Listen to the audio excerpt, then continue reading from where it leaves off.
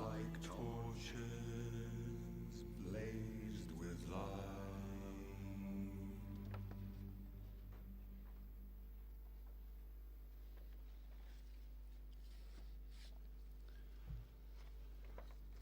They are not gone who leave us this great heritage of remembered joy.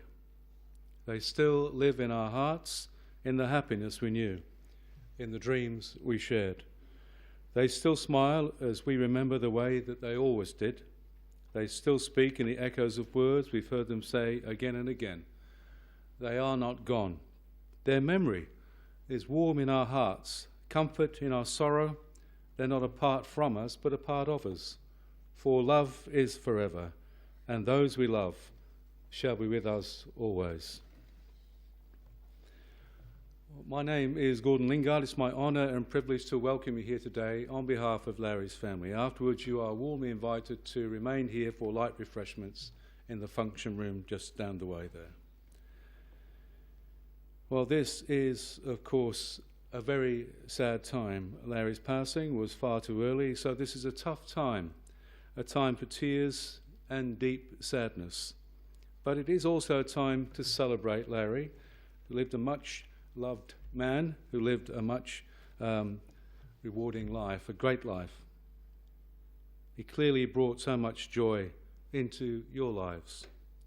And so you gather together to comfort one another, to support each other, to shed tears together, to smile together as you remember Larry. Lots to reflect on, remember, and celebrate. It's also at times like this that we realize how short life is, hopefully inspiring us to reflect on our own lives and encouraging us to make the most of our time with family and time with friends.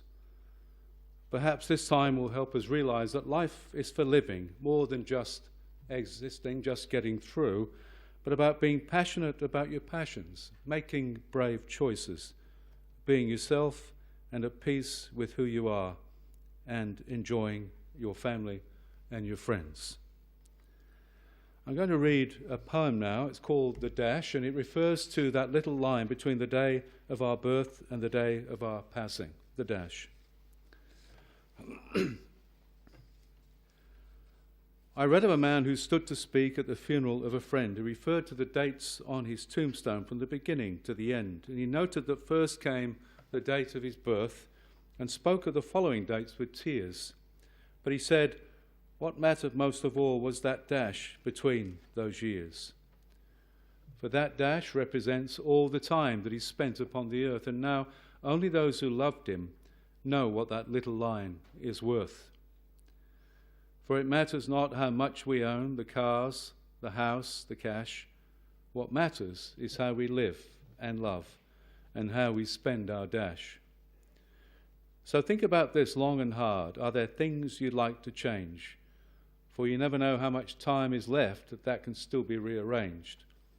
If we could just slow down enough to consider what's true and what's real, and always try to understand the way other people feel. Be less quick to anger, show appreciation more, love the people in our lives like we've never loved before. If we treat each other with respect, more often wear a smile, remembering that this special dash might only last a while. So when your eulogy is being read with your life's actions to rehash, would you be proud of the things they say about how you spent your dash? Well, we're going to hear about Larry's dash now from a few people, and then we're going to watch a photographic presentation. But first of all, I'm going to ask Stephanie if you come forward, followed by Michelle, and then Peter. So, thank you.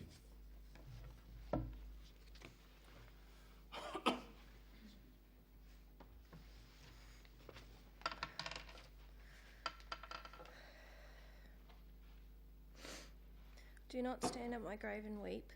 I am not there, I do not sleep. I am 1,000 winds that blow. I am the diamond glint on snow. I am the sunlight on ripened grain. I am the gentle autumn rain. When you wake in the morning hush, I am the swift uplifting rush of quiet birds in circling flight. I am the soft starlight at night. Do not stand at my grave and weep. I am not there, I do not sleep. Do not stand at my grave and cry, I am not there, I did not die.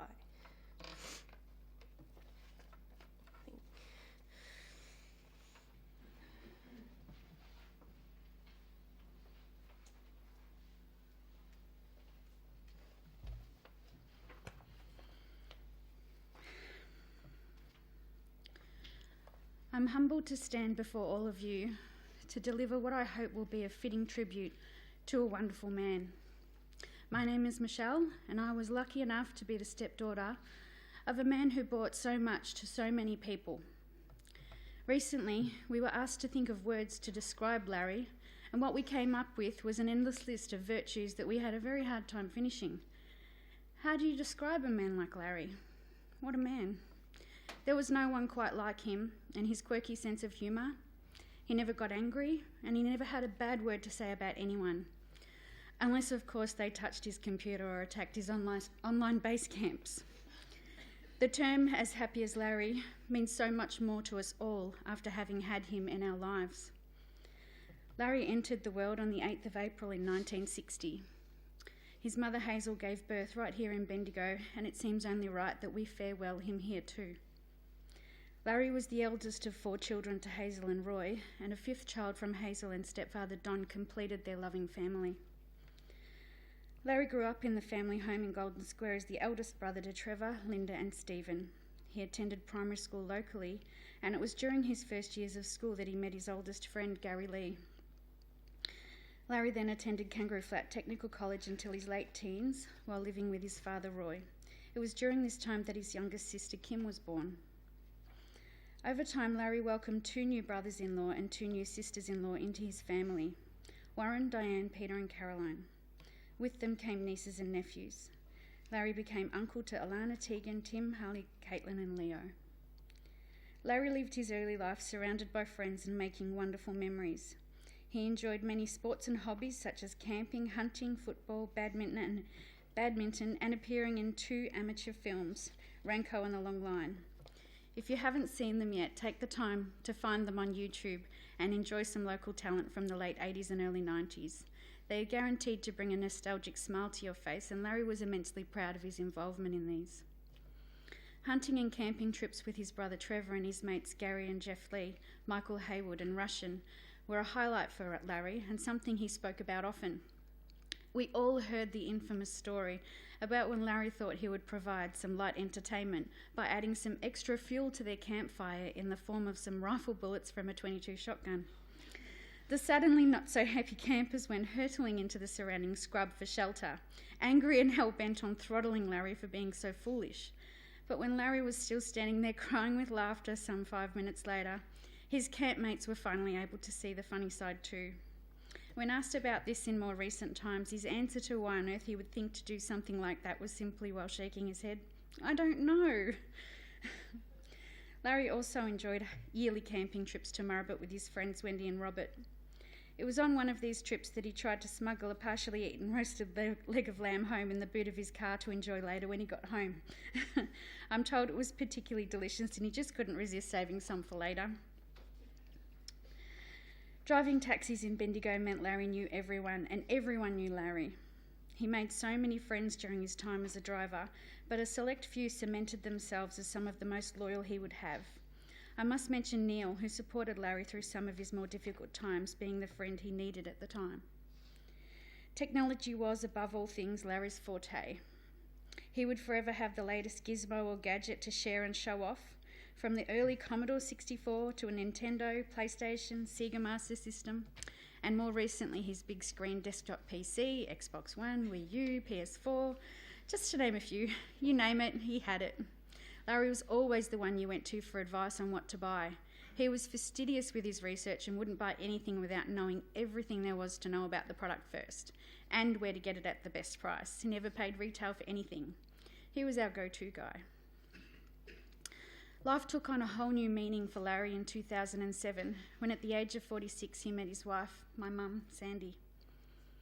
Having known each other through social circles in Bendigo in the years prior, they began a friendship that quickly blossomed into romance. Larry soon found himself as part of a very large and extended family who were loud, crazy, tight-knit and very much functionally dysfunctional. They married in 2007 and suddenly Larry had children and grandchildren, whom he loved and was very much loved by. Myself and Raymond, Shane and Linda, Lisa and Adrian, Sarah and Liam, Stephanie and Jessica and Scotty have learned so much from the man who was father and father-in-law for far too short a time. Samuel, Travis, Patrick, Thomas, Benjamin, Emily and Crystal are so fortunate to have had Larry in their lives and will feel his loss sorely. The grandchildren often, to her consternation, bypassed Nana and went straight to Larry. He was like a magnet to them and he always had time to show them the latest movie or game. In the 6 happy years Larry and Sandy were married, they enjoyed many trips together, including a weekend getaway to Tasmania, a family trip to Queensland, where the highlight for Larry was Movie World.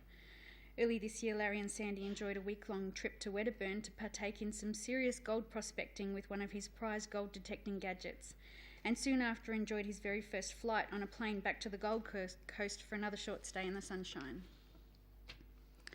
Larry made so many friends in all stages of his life, and I could regale you with stories of his escapades until the sun goes down. It is testament to the person he was that so many people call him their friend. Whether he saw them often or only occasionally, Larry had room in his heart for everyone. In closing, I'm going to share with you Larry's last words. They were spoken to his brother-in-law Warren, with his mum and his sisters nearby, as well as myself and my mum. These are truly words to live by. Remember them and never take time for granted. He said family is everything. Keep Larry in your hearts, as he will always be in ours. Thank you.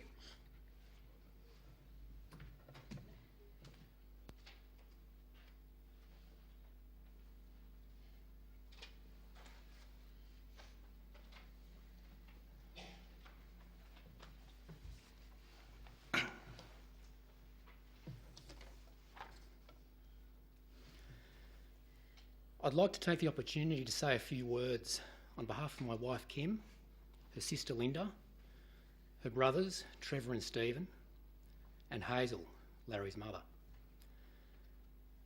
The main thing Larry was focused on was the love of his family and friends. His sense of humour lit up the darkest hours. Everyone that knew him knows how special he was, and in memory he will always remain special, holding forever a place in our hearts. When Larry was young, he loved spending time with his family, rabbiting with old Ben the ferret, riding his red pedal car, or just dancing outside under an umbrella with his brothers and sisters every time it rained. He loved camping, and he also played football for Morong. He also had a love of driving and would take any opportunity to steer any vehicle that they were riding in.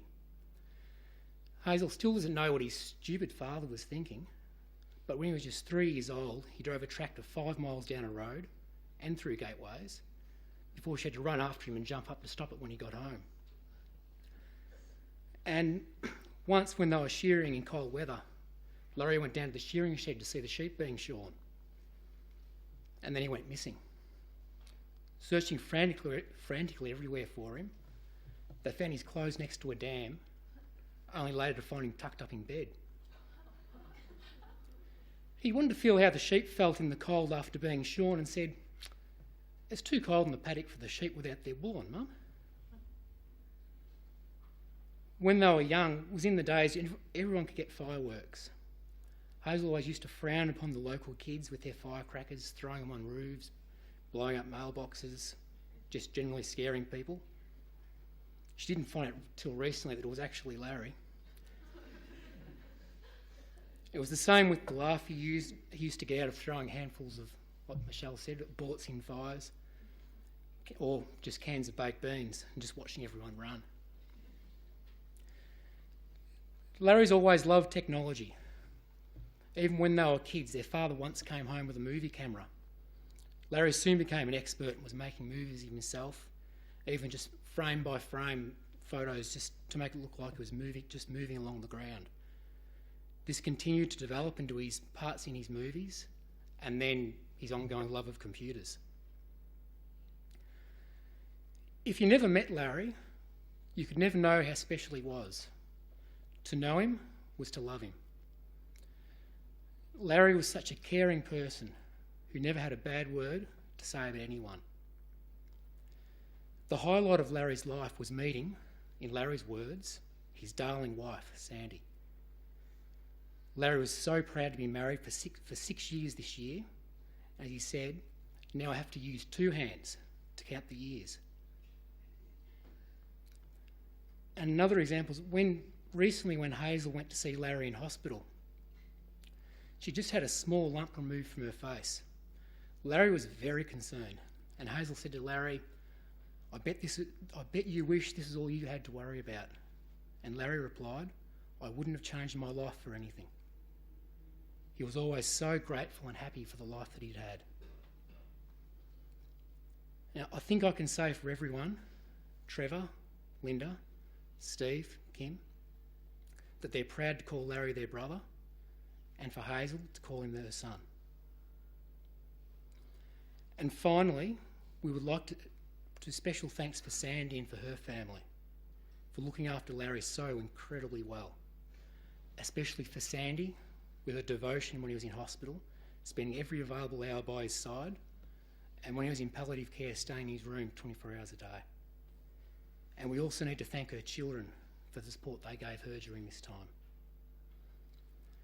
Larry's courage was an inspiration for us all. He fought so hard to stay with us, the ones that he loved. Be good, Larry, and take care. You'll be in our hearts forever.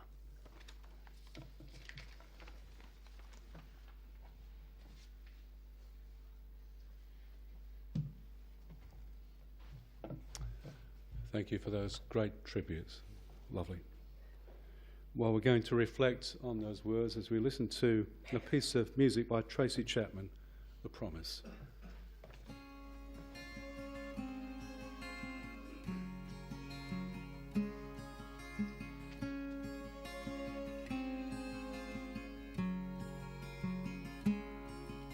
If you wait for me, then I'll come for you. Although I've traveled far, I always hold a place for you in my heart.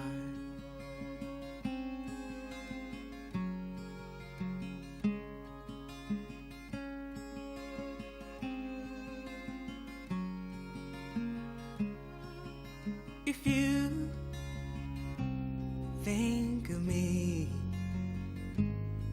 if you miss me once in a while, then I'll return to you. I'll return and fill that space in your heart.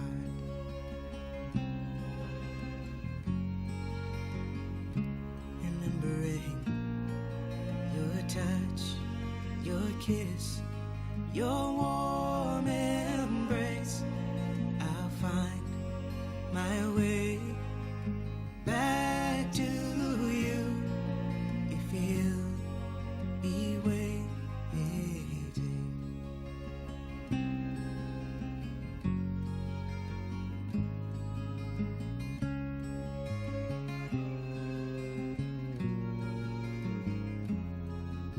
If you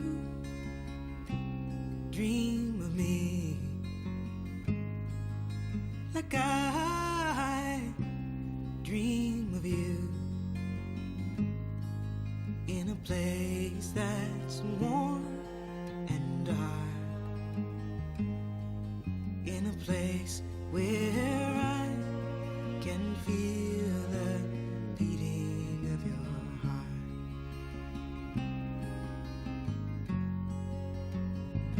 Remembering your touch, your kiss, your warm embrace,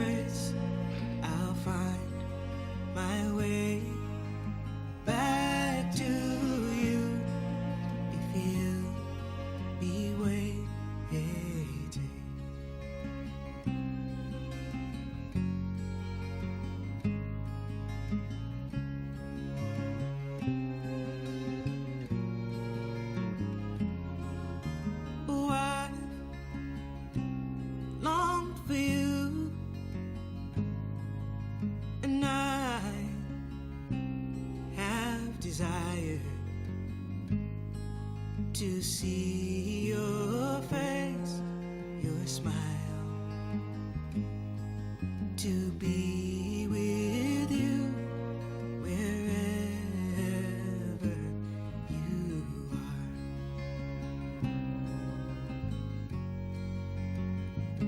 Remembering your touch, your kiss, your warm embrace, I'll find my way back to you. Please say you'll be waiting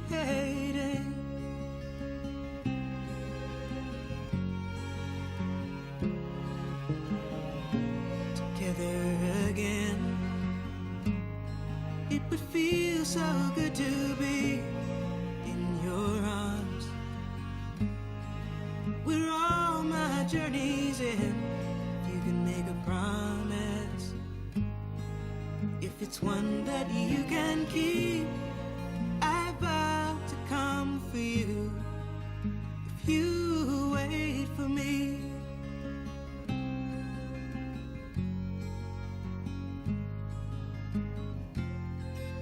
And say you'll hold a place for me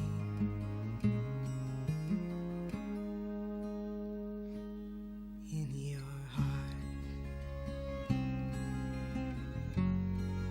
a place for me in your heart, a place for me in your heart, a place for me in your heart.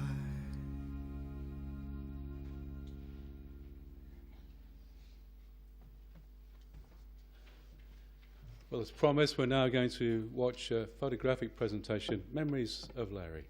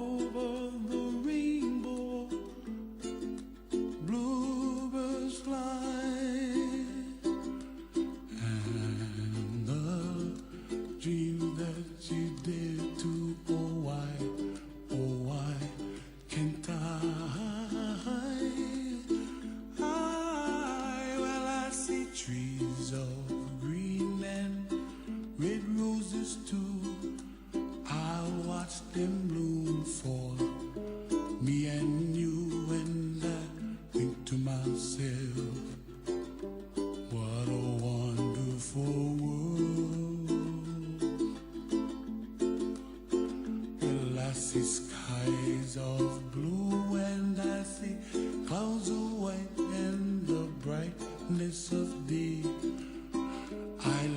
dark and I think to myself, what a wonderful world.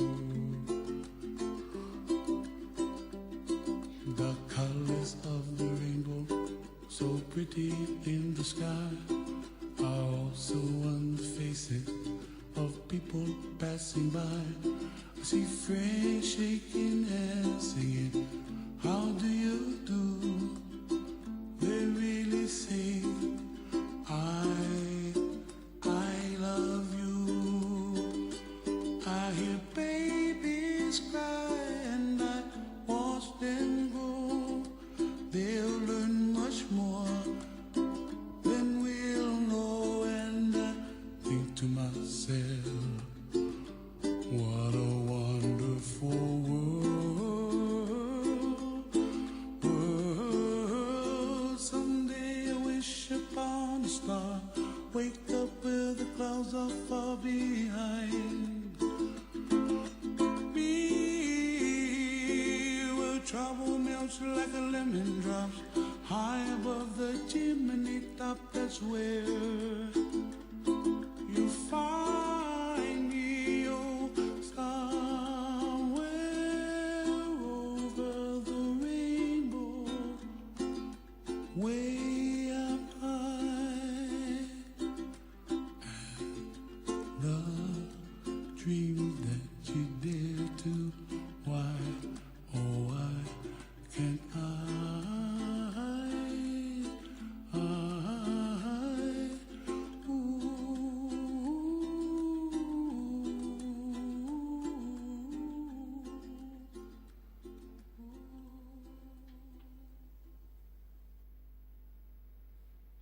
Oh, misty eye of the mountain below, keep careful watch of my brother's souls. And should the sky be filled with fire and smoke, keep watching over during sun.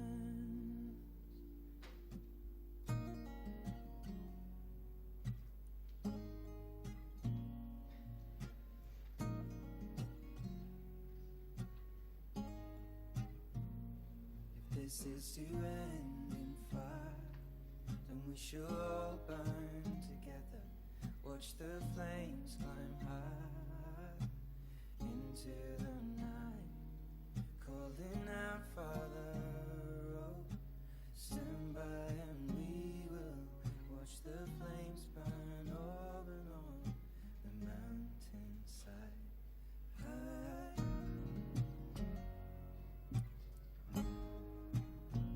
And if we should die tonight, we should all die together.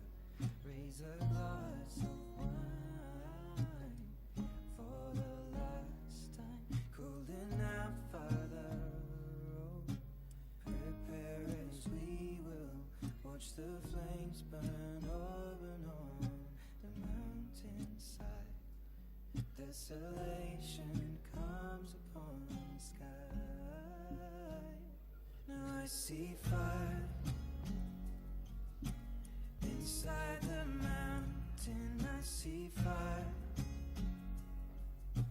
burning the trees, and I see fire hollow in soul. I see fire, blood in the breeze, and I hope that you remember me.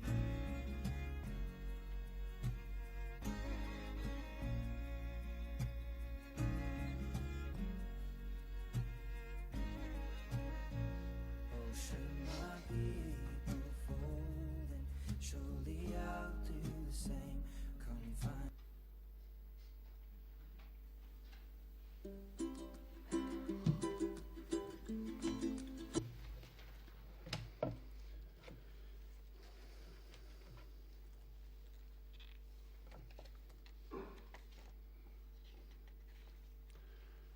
Well, obviously, a big fan of Star Wars. I think you look pretty cool in that outfit at the last photograph, didn't we?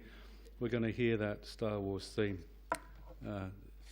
as we come to the end of this service. And we are coming towards the end of this service. This is a time to say goodbye, and therefore a moment that can be difficult, bringing with it feelings that are hard to express. There will, of course, be lots of memories that you'll recall, many of them good, but some that will bring sadness. Life is a tapestry which includes all the ups and downs that make life the wonderful adventure that it is, but one that none of us have complete control over. Well, I was asking Larry's family to describe him, and they gave me a wonderful list of words I'm going to read out. More than this, but I thought these were really special. Larry was witty, sharp, unassuming, accepting, patient, sweet and fun, happy, calm, compassionate, sensitive, empathetic, honest. To him, family was everything. These, as we've already heard, were his last words, and he loved spending time with the grandchildren. He is now at peace. Let's spend a few moments, shall we, as we offer up our own silent and private goodbyes. Let's be still.